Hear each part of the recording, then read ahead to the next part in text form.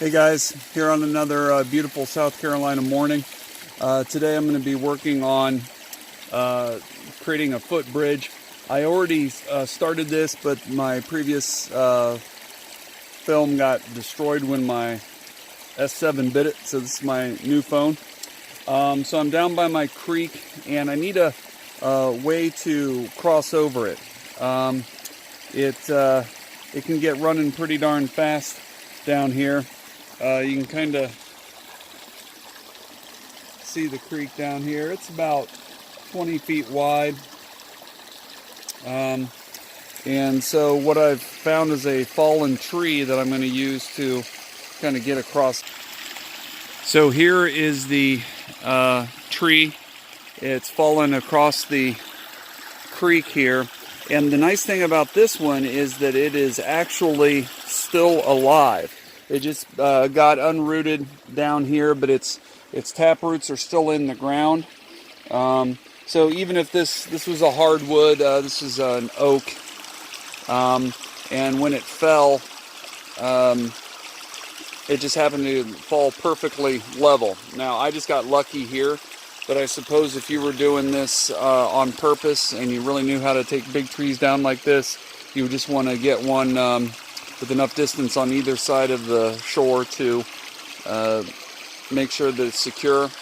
But a tree like this, even if it fell, particularly an oak, I mean, it's going to last you years even if it was dead. But since it's alive, I'm hoping to get at least a decade out of this little footbridge.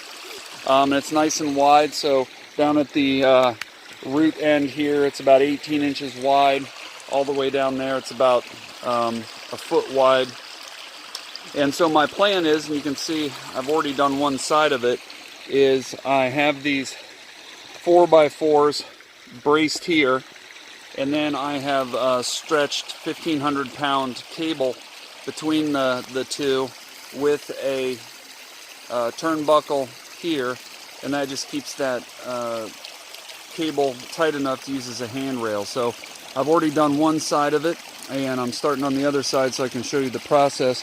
So what I've done here is with my chainsaws, I've just notched the tree here, and this is just wide enough for a 4x4 to fit down in.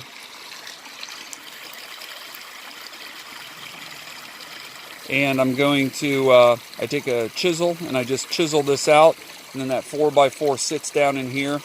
And then I have large lag bolts, 8-inch lag bolts that I put through here, and that's how I'm holding these on.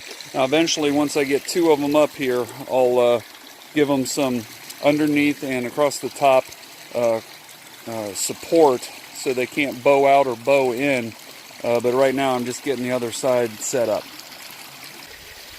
Alrighty, so we are done here, stretching all the way across. You can see what I've done on that end down there. It's simply looped through with two of these brackets, and then down here I attached everything to a turnbuckle. So I let the turnbuckle all the way out, and then connected it here, and then as you crank the turnbuckle, it pulls that cable really tight. Just make sure that you set your eyelets pretty far back here, because your vector of tension is that way. So you want all that wood. Don't get it too close to the back or it'll rotate out. And then you can see I put these braces here again to just kind of fight this vector. And then down here, this side, because the tree is so fat, it was pretty darn sturdy, because I could get my big 8-inch 3/8 lag bolts pretty far apart. But on the other end, they're about an inch closer to each other. So I added these brackets here just to give it stability this direction, pulling out towards me. And then you can see on the bottom here, I just put some strap metal across it, and that's if someone is up here and they start falling that direction and are pushing it in, this direction, then that strap metal on the bottom prevents it from going too far. So there she is. These things, they got a little play to them, but they're nice and tight. You feel nice and secure. So I'll do my my first crossing here, and we'll see how it goes. If I fall in the water and die, then it didn't work.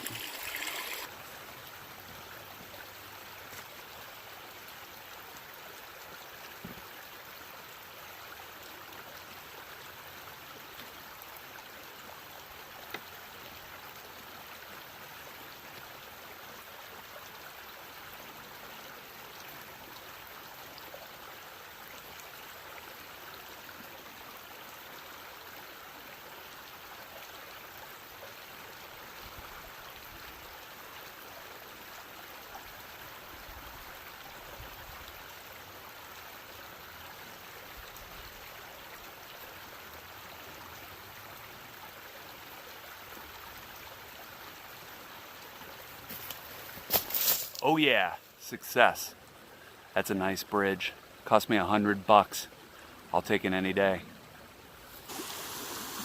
So just a few days after this video, we had inches of heavy rain, and this is what the creek looked like in different areas. You can see how bad it was gushing. So I'm glad I got that bridge in. Thanks again for watching Doctor vs. Dirt. See you next time.